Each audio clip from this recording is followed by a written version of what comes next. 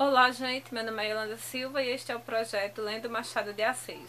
Hoje nós vamos falar sobre o livro A Mão e a Luva. A Mão e a Luva é o segundo livro publicado por Machado de Assis. Ele foi publicado no ano de 1874. A história, a narrativa em si, gira em torno de a personagem Guiomar, né? E ela fica em dúvida entre três pretendentes. E a história todo, o enredo é em torno disso. Quem vai nos contar essa história é o narrador em terceira pessoa, que ele, de certa forma, ele é onisciente, ele consegue adentrar na cabeça das personagens, mas ele respeita, tem um momento que ele respeita como é que eu vou dizer, os pensamentos íntimos de Guiomar. E isso tem um fundamento que eu falarei para vocês. Logo no início da narrativa, há uma coisa bem interessante. As pessoas dividem a obra de Machado de Assis, isso aí eu vou fazer um vídeo somente sobre essa questão da escola literária em que ele pertenceu, isso depois que eu falar das obras, mas eu acho interessante frisar isso neste momento. A obra de Machado de Assis ela é dividida entre uma obra romântica, né, parte romântica, e a outra parte realista. Mas o que eu vejo até nas obras realistas, como A Ressurreição, né, e nesta obra aqui, é que a personagem feminina é totalmente diferente. Mas não só isso, dentro da própria obra você vê já uma pitadinha assim de crítica, de dicotomia, não dicotomia no sentido bem e mal, mas dicotomia no sentido de diferenças entre o romântico e o realista. Por exemplo, logo no início da narrativa, a personagem Estevão aparece dialogando com Luiz Alves. Ambos estão... Estevão quer se suicidar porque a mulher que ele ama terminou com ele e ele não suporta viver sem aquele amor. Aí Luiz Alves diz que não precisa disso, que a vida continua, que não precisa desse drama todo. Então você vê no diálogo das duas personagens a diferença de uma pessoa do pensamento romântico. Ele é como se fosse Estevão, o estereótipo daquelas personagens, daqueles escritores românticos. Luiz Alves já é um cara voltado para o realismo, vamos dizer assim. É tanto que o narrador descreve, né, as características das personagens. Ele diz o seguinte, que eu acho interessante ler isso, para você ver a diferença de Luiz Alves e de Estevão. Tá aqui, deixa eu ver. Diz o seguinte, ó. Estevão, dotado de extrema sensibilidade e não menor fraqueza de ânimo, afetuoso e bom, não daquela bondade veronil, que é a apanágio de uma alma forte, mas dessa outra bondade mole e de cera, que vai à mercê de todas as circunstâncias. Tinha além de tudo isso o infortúnio de trazer ainda sobre o nariz o óculos de cor-de-rosa, de suas virginais ilusões.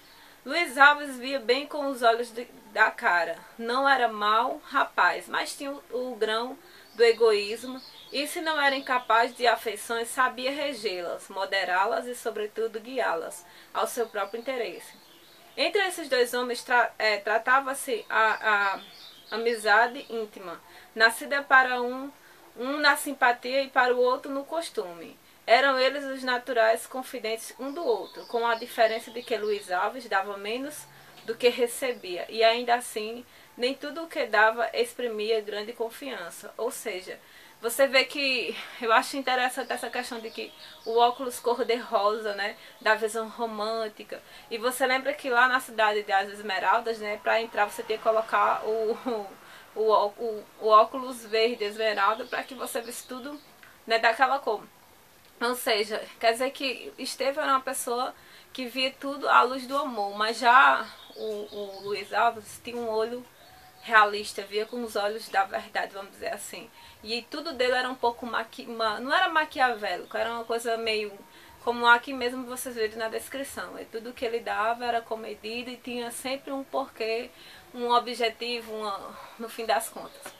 Além dessa discussão aí que você vê logo na introdução, né, que é o diálogo dos dois, um louco para se matar porque a mulher não quis, e o outro dizendo, não vale a pena, não sei o que, você já vê essa dicotomia entre o realismo, aliás, o romantismo e o início, né, do que viria a ser o realismo. E essa mulher por quem Estevão quer se matar nada mais é do que Guiomar. Guiomar, minha gente, é mais uma expressão, apesar desse livro estar dentro da obra que se diz romântica de Machado de Assis, Guiomar é uma mulher que já mostra, não é aquela mulher assexuada, aquela mulher que vive devaneando sobre o amor, que adoece, morre, não, ela é extremamente diferente. Ela é uma jovem órfã, perdeu o pai, depois perdeu a mãe, e ela agariou o carinho de uma madrinha, uma baronesa muito rica. Ela vai parar no orfanato e é lá que ela conhece Estevão. Aí nesse diálogo entre Estevão dura 2 anos depois, né? Depois eles estão no teatro e encontram Guiomar. E a partir daí começa a narrativa, né, em que Guiomar começa a ser assediada por Estevão. E ela, de certa forma, é bem direta para Estevão, diz que não quer Estevão. E ela diz uma coisa muito forte para Estevão, assim, que... Pra você ver que ela não é uma mulher assim, vamos dizer, inocentezinha, como é que se diz? Como a maioria dos romances que a gente é acostumado a ler, né? Na literatura romântica em si. Guiomar, ela conquista o amor da madrinha, a madrinha perde a filha e depois de algum tempo, Guiomar no orfanato, que a madrinha pagava depois que a mãe dela morreu, né? Ela durante a infância conquistou muito o carinho da madrinha e ela vai para o orfanato aprender para ser professora.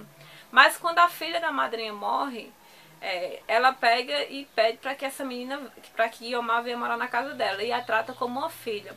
Chega até a narrativa dizer que a baronesa chega a amar até mais Guiomar do que a própria filha. E quando o Estevão, né, mais uma vez, depois de 2 anos, se encontra no teatro e tem que ela tá andando pela chácara, ele assedia ela, chega pra ela, fica tentando, né, convencer ela a amar, o que é que ela diz pra ele, né? O primeiro pretendente, né, totalmente escancarado, amor romântico. Guiomar diz pra Estevão: dou-lhe um conselho, disse Guiomar depois de alguns segundos de pausa. Seja homem, vença a si próprio. Seu grande defeito é ter ficado com a alma de criança. Ou seja, ao toco que Guiomar dá, né, no romântico Estevão. Logo mais em seguida, aparece outro pretendente, né, que é o Jorge. Jorge é o sobrinho da baronesa e é do interesse da baronesa que ambos se casem para que a fortuna fique ali entre família.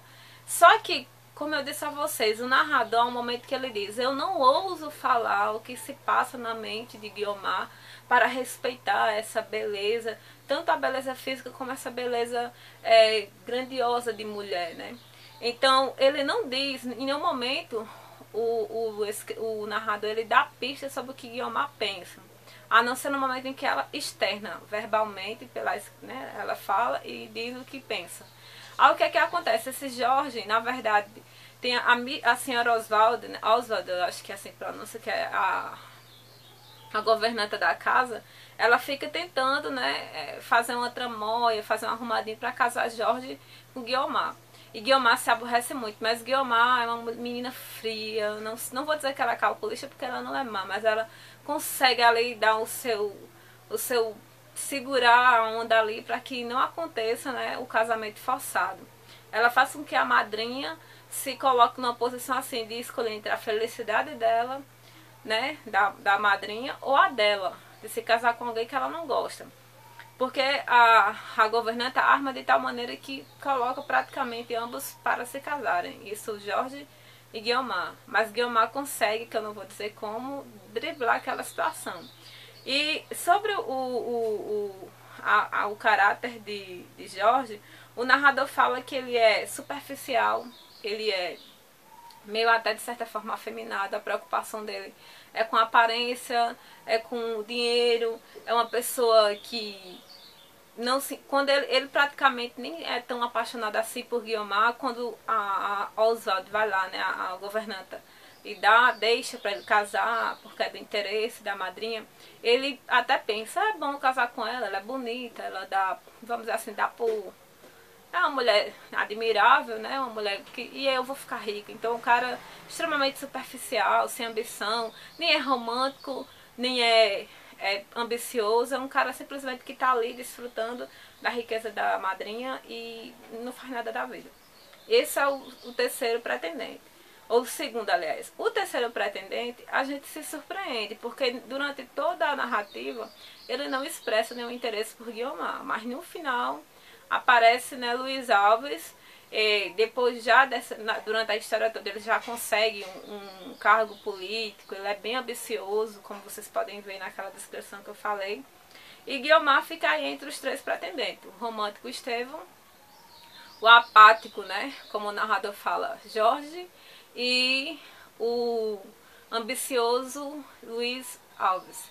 Aí no caso, eu acho interessante o comentário desse livro aqui no final, que diz assim, que viver com Estevão seria aquele amor romântico e para Guiomar não daria certo, porque ela é uma mulher, vamos dizer, realista. Viver com Jorge seria aquela vida em casa, trancada, a perfeita mulher burguesa, vamos dizer assim.